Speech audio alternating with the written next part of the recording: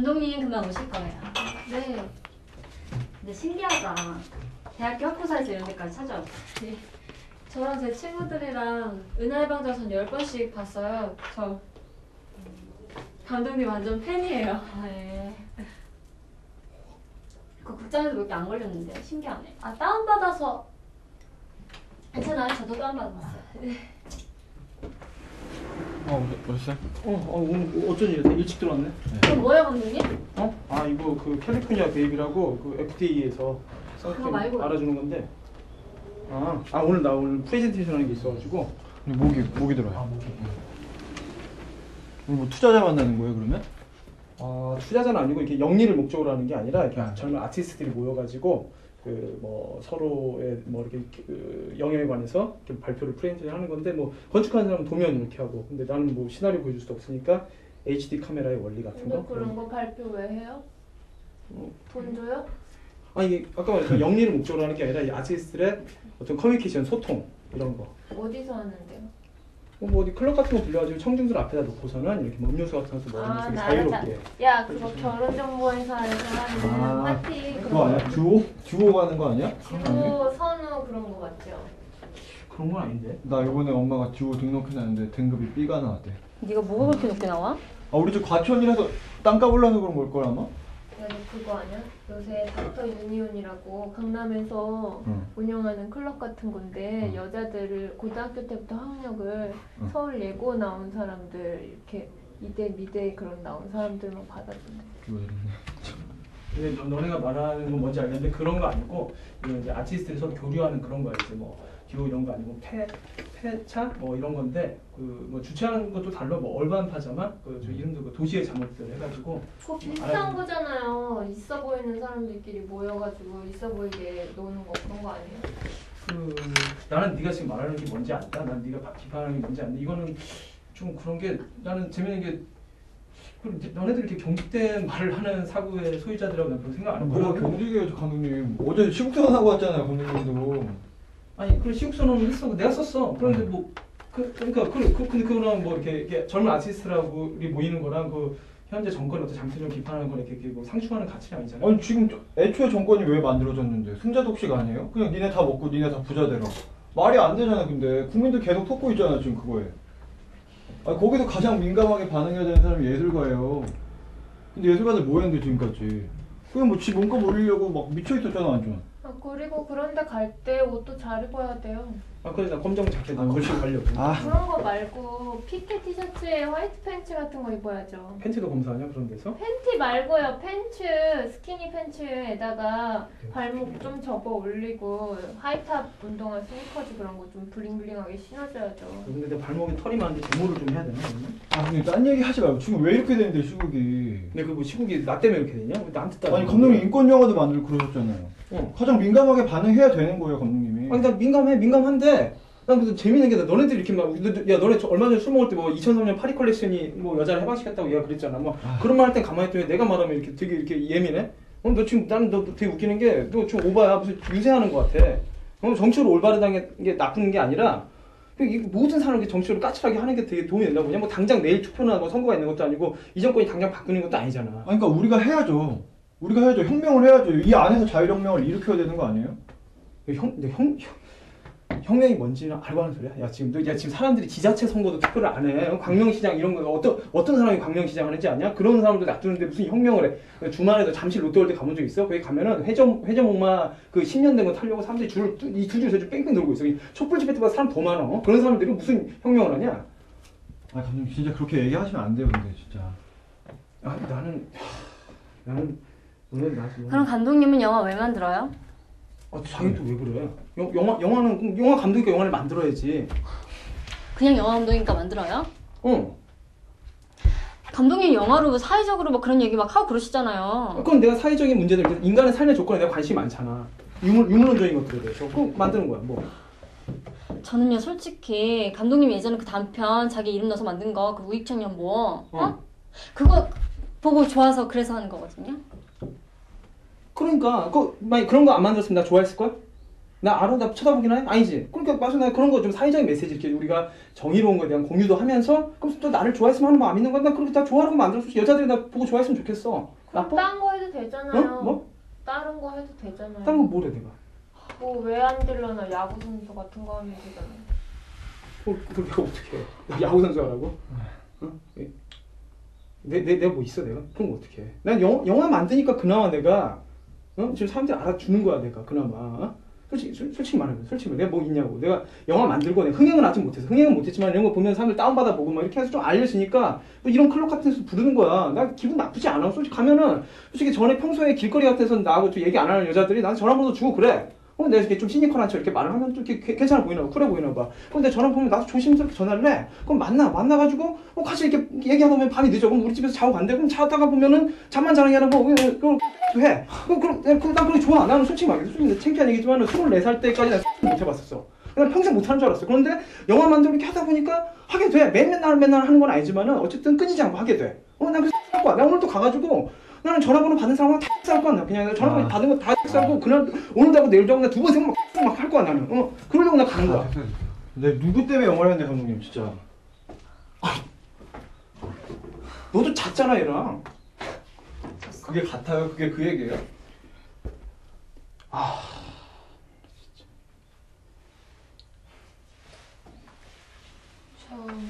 제가 늦어서 가보면 돼요. 가세요. 네.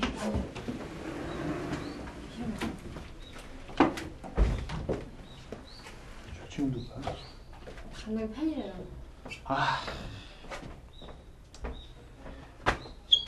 여기요. 저 진짜 그런 거 아니거든요. 그 오해가 있으실 것 같은데. 야, 근데 좀 두근거렸다. 난 성호가 나쁘게 얘기하면 좀 끌리더라. 저게 끌려? 미친년. 갔어. 놓쳤어. 너네 때문에 놓쳤어. 이제 블로그 같은 다 이제 소문 퍼진다 이제.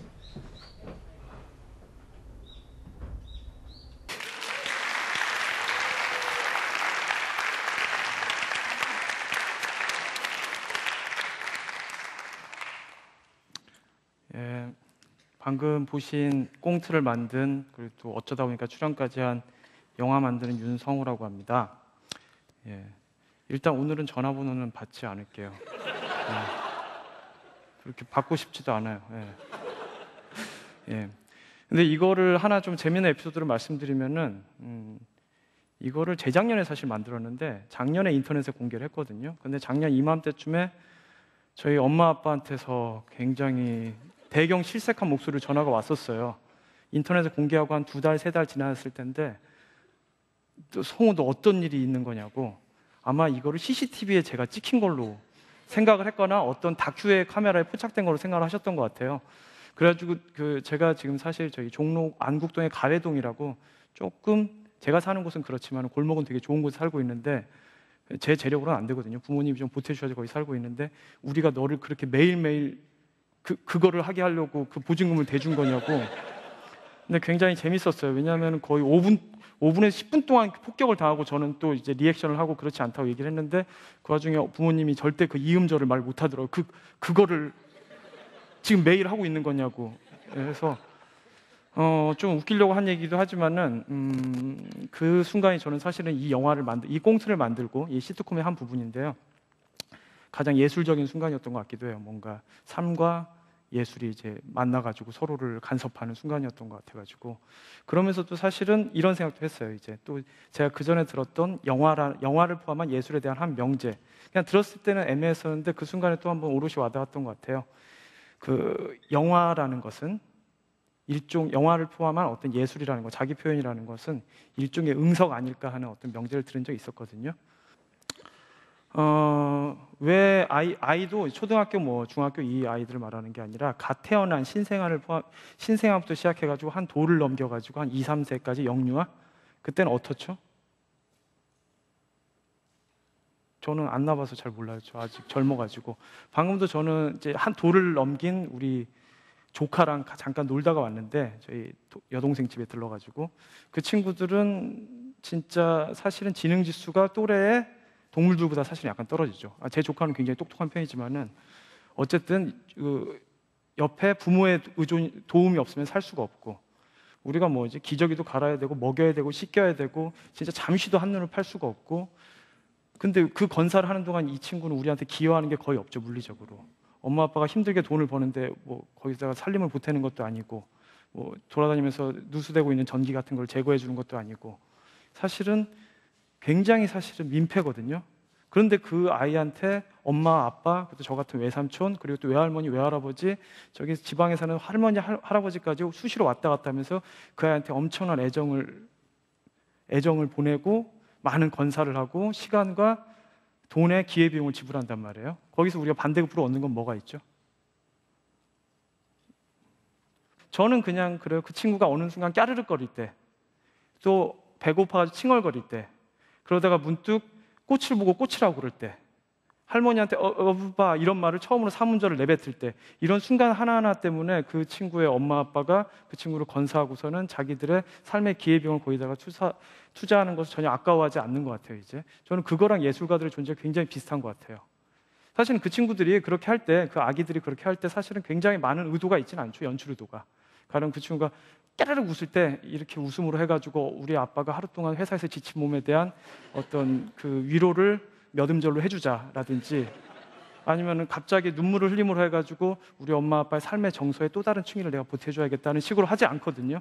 그 친구들은 사실은 자기들의 고유한 능력 발성을 감각적으로 본능적으로 할 뿐이고, 그게 보탬이 되는 건 본인의 자기 안위와 자기에 대한 신호, 자기의 정서적이거나 신체적인 것에 대해 보호해달라든지 돌봐달라는 신호를 보내면서 또 자기가 성장하는 과정에서 새로운 언어와 어휘를 익히고 있다는 걸 비언어적인 신호로 그냥 하고 있을 뿐이죠, 이제. 그런데 그것 때문에 우리는 미치잖아요, 이제. 근데 예술도 비슷한 것 같아요. 예술의 어떤 예술가들의 어떤 숭고한 의도라든지 뭐 있을 수도 있겠죠. 하지만 대부분은 사실은 자기를 표현하고 자기의 정신을 위로를 받고 자기를 보호받기 위해 가지고 어떤 단말마에 뭔가를 뿜었을 뿐인데, 또는 그걸 좀 더 세련된 문장으로 보여주거나 아까 같은 그 좋은 음악과 멜로디와 가사에 담았는데 사람들은 굉장히 그에 반응을 하고 거기에다 자기의 기회비용들을 지불을 하는 거죠. 오해하지 마실게, 이게 어떤 예술이라는 게 별거 없다는 얘기를 하려는 게 아니라 오히려 그게 바로 예술의 어떤 가장 원시적인 최초에 발화할 때 의도 아닌가 하는 생각이 들어가지고요. 그러면 이제 우리가 좀 생각을 해야 될 게 이제 줄어들겠죠. 이제 예술에 대해서 우리가 대할 태도, 첫 번째, 고를 때 잘 골라야겠죠. 아기를 우리가 낳을 때 고를 수는 없지만은 예술은 좀 고를 수가 있잖아요. 나랑 동행할 수 있는 사람을 골라야겠죠. 동행할 수 있는 아기. 소비자의 태도가 아니라. 두 번째, 지금 막 생각난 대로 말을 하는 거예요. 사실 이렇게 약간 번호를 매길 때 약간 좀 더 집중하는 감이 있어가지고 아기를 몇 분 안 남았거든요. 이제 그 아기를 고를 때 아기하고 동행하는 게 가장 큰 반대급부인 거잖아요. 그렇게 나랑 동행할 수 있는 아기. 그것도 그 아이가 나중에 쓰게 된 언어가 나의 공유 지점이 있는 그런 식으로 여러분들이 꾸준히 이렇게 좋아하고 탐미할 아티스트를 고르는 것도 괜찮은 방법인 것 같아요. 당장의 어떤 성과를 보는 것보다, 그 친구가 그쪽에서 당장 올 수 있는 어떤 리액션보다. 그렇다면 두 번째, 또 발상의 전환이 있을 수 있을 것 같아요. 어쩌면은 무에서 유를 창조하는 거는 예술가가 아니라 바로 여러분들, 관객이나 대중, 시민, 민중일 수도 있을 것 같아요. 아기가 뭔가를 생산한 게 아니라 엄마가 거기다 먹이와 젖줄을 공급하면서 그 아이의 서사를 만들듯이, 하지만 그러면서 너와 나의 스토리가 생겨나가지고 그게 서로의 삶을 풍부하게 만들듯이, 사실은 여러분들 관객들의 어떤 숨죽이는 모습, 눈빛, 어떤 단정한 리뷰, 호응, 그런 것들이 오히려 예술가를 만드는 거 아닐까. 사실은 별로 할 얘기가 없는 사람들을 숭고하게 만드는 건 바로 여러분들 아닐까, 이런 생각을 해요. 그럼 세 번째로 생각나는 게 있네요. 또 그렇다면 예술가들도, 여기서 예술가라면 영화감독이라든지 화가라든지 작가, 단행본을 만드는 저술가뿐만 아니라 어떤 무에서 어떤 언어적인 커뮤니케이션으로 뭔가를 얻는 사람들을 말하는 거예요. 이제 심지어 어떤 정치가라든지 강연하는 사람까지 포함할 수도 있겠죠. 실제적으로 물리적인 반대급부를 여러분들 주지는 않지만 뭔가 정신적으로 뭔가를 주고 있다는 착각을 일으킴으로 해가지고 그 리액션을 받아가지고 먹고 사는 사람들, 우리 같은 사람, 저 같은 사람 말하는 거겠죠. 이제 그쪽은 반성할 게, 그 아기로서의 태도를 평생 유지하면 또 안 되겠죠. 이제 계속해서 어떤 자기의 말을 뭉뚱그려가지고 두루뭉실하게 응애라든지 까르르그로만 버틸 수는 없잖아요. 결국은 아기는 성장을 해야겠죠. 10살, 12살, 15살, 20살. 그러면서 자기를 키워주고 자기한테 젖줄을 공급한 바로 여러분들, 관객, 청중, 시민, 같은 시대를 사는 대중들의 삶의 조건에 관심을 가지고 함께 가야겠죠. 이제 가령 뭐 피카소가 처음에는 그냥 그림을 잘 그리는 소년이었고 천재적인 소년이겠지만 결국 스페인의 아픔을 얘기하고 게르니카를 그리는 것처럼, 또 여러분들이 아는 많은 시인과 화가와 영화 감독들이 그러한 것처럼. 그리고 마지막에 이게 어쩌면 제일 중요한 것 같고요. 이게 마지막으로 얘기할 건데 제가 말하면서 놀라고 있어요. 어떻게 이런 식으로 즉흥으로 얘기를 하고 있는지. 이게 어쩌면 오늘의 요체일 수도 있겠어요. 이제 지금은 그냥 예술의 시대가 아니라 대중매체에 예술을 얹어가지고 파는 시대거든요. 그건 우리가 부인할 수 없는 것 같아요.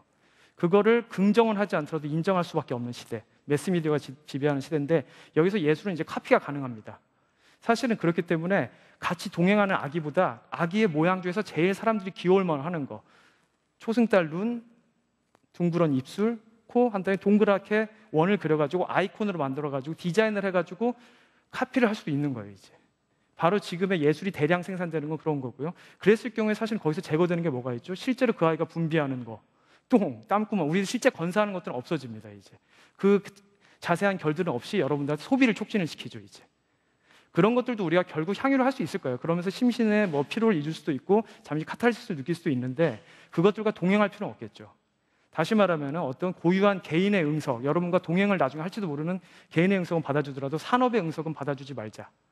산업을 소비하지 말자는 게 아니라 마치 응석을 부리면서 내가 언젠가 국위선양을 할 거야, 이 서사가 결국 우리나라에 도움이 될 거야, 이런 거에는 속아 넘어가지 말자는, 가짜 아기들한테는, 이런 생각까지 방금 나왔습니다. 지금 얘기를 하다 보니까 이제 끝을 내야 될 시간인데, 어떻게 보면 지금 제가 아까 즉흥적으로 떠든 얘기들이 그냥 경제학의 그냥 원론에 그냥 입문할 때 공급이 수요를 낳는 게 아니라 수요가 공급을 낳는다는 걸 그냥 어떻게 보면 삥 둘러가지고 말한 것 같기도 해요, 순간적으로.